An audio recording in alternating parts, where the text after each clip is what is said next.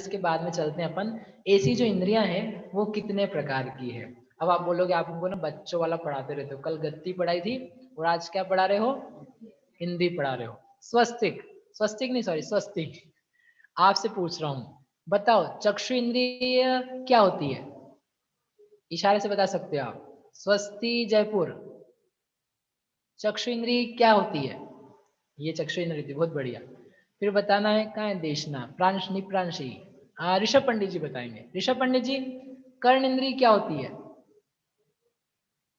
अरे बताओ, हाँ वेरी गुड, अब और बच गई है। ज्योति जी जैन, आपकी घ्राण इंद्रिय क्या है, घ्राण इंद्रिय, घ्राण इंद्रिय, हाँ ये बड़ी ठीक है। तीन क्या बच रही है, अब जीवान नहीं पूछूंगा, नहीं तो आप जीवान निकालोगे, अच्छा नहीं लगेगा मेरे को देख करके, सबको भी नहीं लगेगा कि हमको भैया जीवान दिखा रहे पंडित जी को, नहीं नहीं। स्पर्शन इंद्रिय, अखिलेश जी, रिंकल भाभी, हाँ स्पर्शन इंद्रिय, स्पर्शन इंद्रिय नहीं बताओगे, हाँ ये नहीं।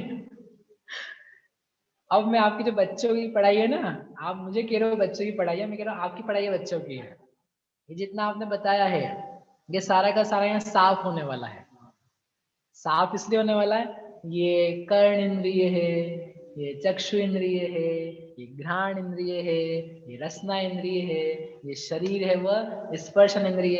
वाह, अभी भी बच्चे बने हुए हो, बच्चों को यही सिखाना हो। बच्चों को गोमट सर मत चालू कर देना, बच्चों को सिखाया ठीक, लेकिन अब आप क्या हो चुके हो, बड़े हो चुके हो, वहीं पे अटके हुए हो। अरे आप जैसे छोटे 8 साल 3 साल 2 साल की उम्र में जाके भगवान के दर्शन करते थे, जिस तरीके से करते थे, जो आपने विधि सीखी थी, तुम 20 25 30 40 साल पढ़ लिए, बड़े हो गए, तुम्हारे ज्ञान वृद्ध हो गए, फिर भी तुम्हारे दर्शन करने के तरीके में अंतर नहीं पड़ा, तो तुमने अंतर क्या ला पाया ज्ञान करके। जैसे पहले अर्घ चढ़ाते थे वैसे अभी चढ़ा रहे हो, जो नमोकार पहले बोलते थे अभी भी वही बोल रहे हो, वैसे ही बोल रहे हो। जैसा चेहरा पहले बनाते थे वैसे चेहरा भी बनाए, जैसे भाव पहले थे जल्दी जल्दी जाने के, अभी भी दर्शन करके वही जल्दी जल्दी में जाना है। तो आपने क्या किया, बच्चों को देखा कभी प्रदक्षिणा लगाते हुए, फटाफट पापा मैं दौड़ लगाता हूँ, दौड़ लगाता हूँ, मैं फर्स्ट आऊंगा, ला आ गया। वो बच्चा बड़ा होते होते अभी भी फर्स्ट ही आ रहा है, वो अभी भी जल्दी जल्दी कर रहा है। तुम बड़े ही नहीं हो पा रहे हो, अब बड़ा करते हैं आपको, ठीक है। इसलिए ये मत, मैंने इसलिए बोली बात, नहीं तो आप बोलोगे ये बच्चों जैसी चीजें पढ़ाते रहते हो आप रोज। गति पढ़ा रहे, हमने तो पाल बोल में पढ़ लिया था, इंद्रिय पढ़ा रहे वही पढ़ लिया था, तीसरे में वो दूसरे में वो, कुछ और पढ़ाना है। देह कांड नहीं पढ़ाना है, क्या पढ़ना है, जीव कांड। क्या पढ़ना है, तो इंद्रियों के नाम पे आपको यदि याद कान नाक मुंह ये याद आए तो समझना आपने देह कांड पढ़ा है। और जो यहाँ बताना चाहते हैं, जो जीव है, जीव की इंद्रियां हैं, जीव में इंद्रियां हैं, जीव की पर्याय इंद्रिय है, तो उस पर्याय से यदि आप जीव देख पाओ तो इंद्रिय समझ में आई। और ये आँख कान नाक मुंह देख के गए तो तुम गले के ऑपरेशन करने वाले बनोगे, डॉक्टर बनोगे, बायोलॉजी के बनोगे, लेकिन जीव के ज्ञाता नहीं बन पाओगे। इसलिए पढ़ना बहुत जरूरी है। चलो अपन पढ़ते हैं 165। मदियावरण को वस मुत विशुद्धि हुतज बोवा भाविन्द्रियं तु दौवम देहोदयज देह चिन्नम तु। अब आचार्य चालू करते हैं वास्तव में जीव से ही। जीव की इंद्रिय होती है तो वो क्या होती है, मदी आवरण यानी मति आवरण, खौवसम उसका क्षयोपशम, उससे समुत्थ विशुद्धि, पैदा होने वाली विशुद्धि एक, और उस विशुद्धि का तज बोहो, उस विशुद्धि से जन्म लेने वाला जो बोध है, ज्ञान है, वह भाविन्द्रियम, भावेंद्रिय है। और दौवम यानी द्रव्येंद्रिय, देह उदयज, देह नाम कर्म के उदय से उत्पन्न होने वाले देह चिन्हम, देह यानी शरीर के जो चिन्ह हैं उनका नाम है द्रव्येंद्रिय। भाव इंद्रिय और द्रव्य इंद्रिय, दो प्रकार की यहाँ पर इंद्रिया बताई है। और उस दो प्रकार की इंद्रियों में भी भाव इंद्रिय में दो बातें कही है, क्षयोपशम से पैदा होने वाली विशुद्धि और उससे पैदा होने वाला बोध। ठीक है, अब अपन देखते हैं। इंद्रिय के दो प्रकार बताएं मूल गाथा में, द्रव्येंद्रिय और भावेंद्रिय। द्रव्येंद्रिय यानी जो द्रव्यात्मक रूप रचना होगी, शेप वगैरह होगा, हेल्पफुल सामग्री होगी, उसका नाम रहेगा द्रव्येंद्रिय। और जो भावेंद्रिय है वो भावेंद्रिय जीव की ज्ञान रूप परिणति रहेगी, जिससे एक्चुअल में जाना जाता है। जो ज्ञान है उसका ही जो परिणमन है, उसी की जो पर्याय है, उसका नाम है इंद्रिय, भावेंद्रिय। उसकी डेफिनेशन दिए नीचे, शरीर नाम कर्म और साथ में अंगोपांग नाम कर्म, उनका उदय होने पर जो देह के चिन्ह बनते हैं उनका नाम है द्रव्येंद्रिय। तो जो भी मैं अभी आपसे पूछ रहा था और पूछ करके आपने बताया भी, ये कान है, ये नाक है, ये इंद्रिय है, ये सब थी द्रव्य इंद्रिय। अभी अपन इसके भी टाइप्स देखेंगे ना, तो आपको समझ में आएगा कितनी बाहर है। ये वास्तव में द्रव्य इंद्रिय के अंतर्गत भी जो लास्ट पार्ट है इंद्रियों का, वो लास्ट पार्ट है। ये पहला भी नहीं है, दूसरा भी नहीं है, तीसरा भी नहीं है, चौथा भी नहीं है, पांचवा भी नहीं है। पता है क्या है? छठा। 6 इंद्रियां नहीं, जिस चीज को आपने इशारे से बताया था, दैट इज 6th थिंग। और अपने को पढ़ना क्या है? 1st thing. समझ में आ रहा है आपको? मजा आ रहा है आपको? मैंने बहुत दिन से पूछा नहीं आप लोगों से। मजा आ रहा है? क्या मजा आ रहा है? क्या मजा आ रहा है? अरे आप लोगों को ऑनलाइन मजा आ रहा है कि नहीं आ रहा है? अरे एक आप लोगों से निवेदन करना चाहता हूँ जो सुन रहे हैं, क्योंकि मुझे दिखाई दे रहा है, कम से कम पढ़ते सुनते समय अपन खाए नहीं ना पिए, क्योंकि अपन जिनवाणी को सुन रहे हैं और जिनवाणी को सुनते समय अपना भोजन खान पान चलेगा, तो अपने ये ऑनलाइन की बहुत बड़ी दिक्कत है। बेचारे लोग जानते भी नहीं कि पढ़ना लिखना कैसे है। शास्त्र रख दिया भोजन की टेबल पर, वहीं पे खा भी रहे हैं, पी भी रहे हैं, हो सकता है छोटा बच्चा हो तो उसने कुछ कर भी दिया हो वहां पर, वही सारी चीजें हैं। जो विनय है ना, वो तो सारी की सारी ऐसी शून्य में तो चली जाती है। इसलिए मैं आपके इंदौर वाले लोगों से आपको अनेक बार कहा कि आप लोग यहाँ आ सकते हो। बोले ठंड है, ठंड है। अरे ठंड है तो आओगे तो ज्यादा सीखने को मिलेगा, क्योंकि आपके परिणाम उतने ज्यादा निर्मल होते हैं। और घर में ठीक है बैठ के सुन लिया, ना गर्मी लग रही ना ठंड लग रही, हीटर चला लिया, तो वो जो परिणामों की विशुद्धि है वो तो सब ऐसी जाती है। मेहनत करके जो सीखा जाता है, कठिनाई से जो सीखा जाता है, वो अंदर प्रवेश करता है, याद रहता है, विशुद्धि बनती है, लोगों को देख के बनती है, निर्मलता आती है। रिंकल भाभी, और घर में बैठे बैठे अपन कैसे सुन रहे हैं, क्या कर रहे हैं, कब सो रहे हैं, कब जाग रहे हैं, क्या भाव लग रहे हैं, इधर उधर आ रहा है, घंटी बज रही है, वो आप सब जानते हो। देखो बाहर वालों की तो मजबूरी है, उनके लिए मैं कुछ नहीं कहूंगा, लेकिन जो इंदौर वाले हैं उनको देख करके मुझे दया शब्द छोटा पड़ेगा, लेकिन दया ही रहती है, क्या रह रहे, इनका इतना भी लाभ नहीं हो पा रहा। खैर चलो भैया, क्या बता रहा था मैं आपको? अपन छठी जगह है, वो अपन को पहली जगह पहुंचना है। तो ये है द्रव्येंद्रिय। अब भावेंद्रिय, भावेंद्रिय में दो चीजें बताइए। मति ज्ञानावरण कर्म, ये कहां से आ गया? ये इसलिए आ गया, ज्ञानावरण नाम का एक कर्म है। इंद्रिया यानी ज्ञान की पर्याय, इतना आप नक्की कर लो। इंद्रिया यानी क्या चीज आदित्य भैया? ज्ञान की पर्याय। कौन से ज्ञान की पर्याय? जो वर्तमान में हमें आपको ज्ञान है, कोई संसारी जीवों को ज्ञान है, वो उस ज्ञान की पर्याय। तो ये जो ज्ञान वाले लोग हैं, अधूरे ज्ञान वाले हैं, इनको मति ज्ञानावरण नाम का एक कर्म है, उनका क्षयोक्षम पाया जाता है। इसलिए आचार्य देव ने मति ज्ञानावरण को लेकर के आए। और इंद्रियों संबंधी ज्ञान विशेष रूप से मति ज्ञान में होता है। तद इंद्रियान इंद्रिय निमित्तम सूत्र दिया है। इंद्रिय और मन के निमित्त से जो ज्ञान होता है उसे कहते हैं मति ज्ञान। तो उसका आवरण करने वाला कर्म है मति ज्ञानावरण, और उसका जितना क्षयोपशम होता है उससे बनता है वह क्षयोपशमिक इंद्रिय संबंधी ज्ञान। तो उस चीज को लेकर के यहाँ पर दो चीज दी, मति ज्ञानावरण कर्म का क्षयोपशम। What is क्षयोपशम? क्षयोपशम समझते क्या होता है? बहुत सरल भाषा में, वह जो कर्म है अपना पूरा काम ना कर पाए, थोड़ा काम कर पाए, और जीव का जो गुण है घात जिसका किया जा रहा है कर्म के द्वारा, पूरा घात ना हो, थोड़ा घात हो, जिससे वह गुण प्रकट भी हो लेकिन पूरा प्रकट ना हो पाए, इस प्रकार की जो कोई सिचुएशन है उसका नाम है कर्म का क्षयोपशम। और पैदा होने वाला जीव का भाव है, उसका नाम है क्षयोपशमिक भाव।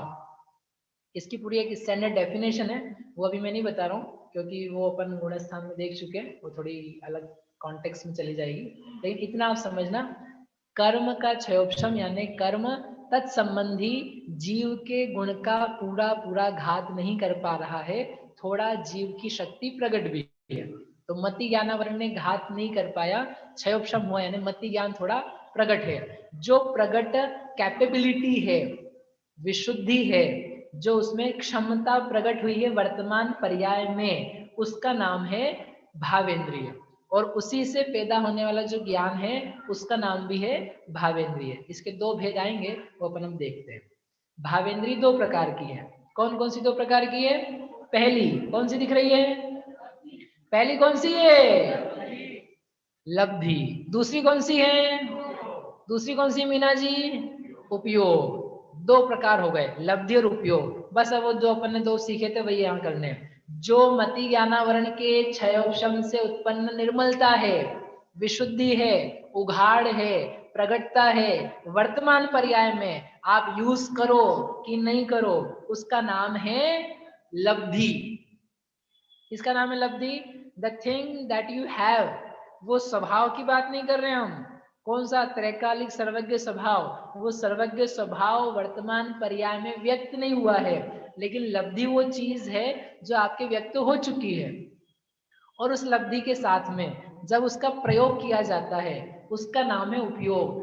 जितना हमारी कैपेबिलिटी है, उस कैपेबिलिटी को हम जो यूज करते हैं उसका नाम है उपयोग। चैतन्य का वर्तमान लगा हुआ परिणाम किसी विषय में, उसका नाम है उपयोग। तो हमारे पास में, अब समझ लेते हैं इसको, 5 प्रकार की इंद्रियां हैं।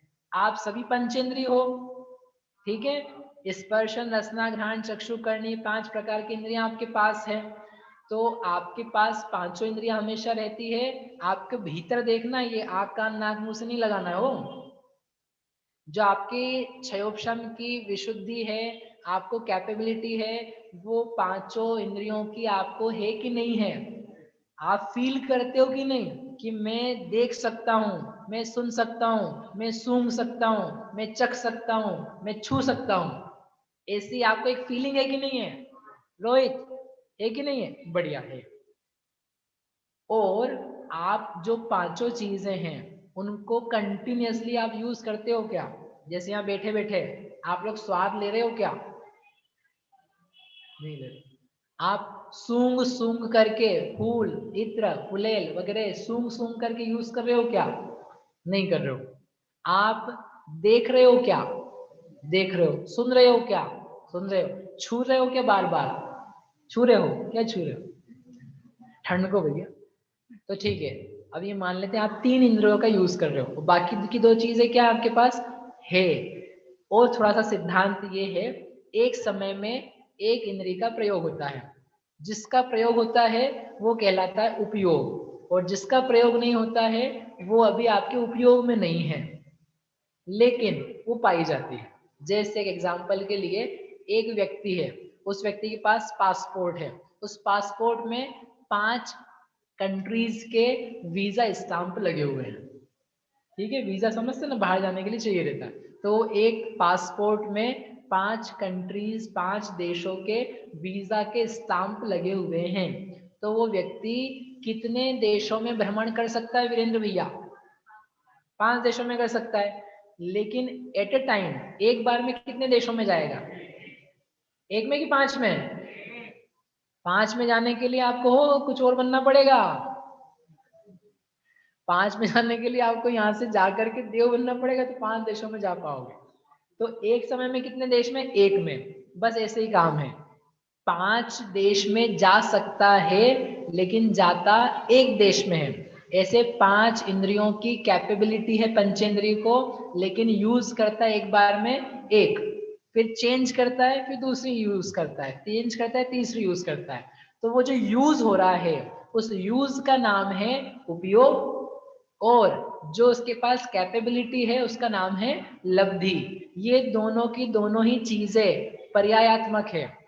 ध्यान से सुनना थोड़ा सा, ये दोनों की दोनों चीजें पर्याय रूप है।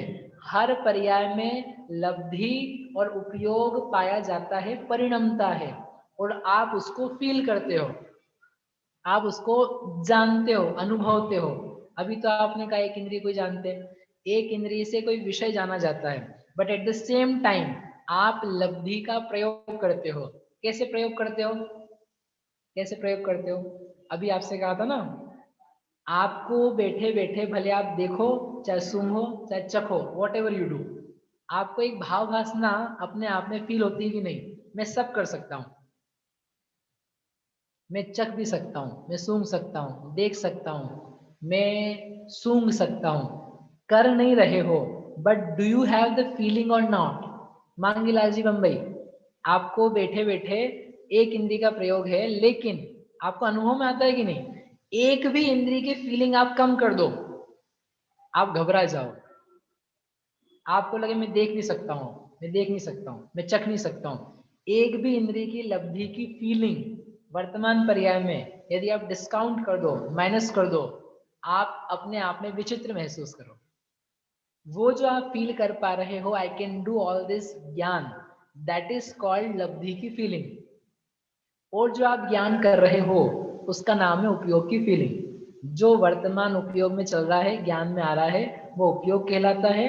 और जो आपके पास में कैपेबिलिटी है वर्तमान पर्याय की, उसका नाम है लब्धि। और उसके बढ़कर के जो आपका त्रैकालिक ज्ञान स्वभाव है, उसका नाम है पूर्ण ज्ञान दर्शन स्वभाव। ठीक है, समझ में आया? भाविंदी समझ में आई? दूसरा बताओ इससे एक बार, चीजें ज्यादा हैं, यूज कम कर पाते हैं। चीजें आपके पास ज्यादा हैं, यूज कितना कर पाते हो? कम कर पाते हो। 5 इंद्रियां हैं, यूज कितना कर पाते हो? एक इंद्रिय को। घर में परिग्रह ज्यादा है, यूज कितना कर पाते हो? थोड़े को। पैंट शर्ट कपड़े लत्ते कितने हैं? बहुत ज्यादा, यूज कितना कर पाते हैं? थोड़ा सा। धान्य घर में खूब भरा हुआ है, यूज कितना कर पाते हैं? थोड़ा सा। पैसा सोना चांदी जेवर कितने हैं? खूब सारे। पहन कितना पाते हो? जरा सा। ओहो, कितना वेस्ट चला जाता है, कितना वेस्ट चला जाता है, कितना बेकार चला जाता है। ऐसे हमारा ज्ञान अधूरी दशा में कितना बेकार चला जाता है। 6 ऑप्शन मिला 5 का, यूज कितना कर रहे? 1 का, बाकी सारा चला जा रहा है। शक्ति मिली ज्यादा, प्रयोग करे हो कम, तो क्या करो? ओहो, ये करो, शक्ति बढ़ाओ ऐसी कि हो जाए प्रयोग पूरा। इस प्रकार से ये लब्धि और उपयोग का थोड़ा सा भाव भाषा में इसका अर्थ था, इसका फल क्या निकल के आता है वो दिखाया। अब यदि आपको समय तो हो गया मेरा, लेकिन यदि आप 5 मिनट दो तो ये जो गाथा में इंद्रियों का पूरा स्वरूप है वो मैं बता दूं जल्दी से, नहीं तो शाम को बताएं। बताओ क्या करना है? हाँ हाँ हाँ हाँ, आप सब लोग होशियार हो गए हो। अब बोले एक बार इनको बोला हाँ तो ये तो ले ही लेंगे। 15 मिनट और ले लेंगे, ठीक है। आपका अच्छा भाव है, आपकी भावनाओं की मैं कदर करते हुए अपन अब शाम को पढ़ेंगे, क्योंकि अपन अच्छे से कर लेंगे, वो जल्दी में जल्दी हो जाएगा। So we will do it in night 7:30 पे।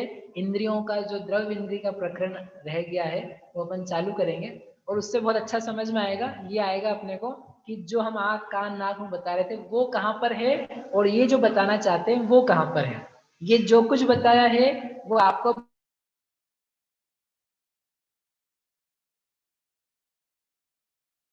वो आपके भीतर भीतर जो चल रहा है उसका नाम इंद्रिय है। तो वापस से आप कहाँ पहुंचोगे? जीव के ऊपर पहुंचोगे।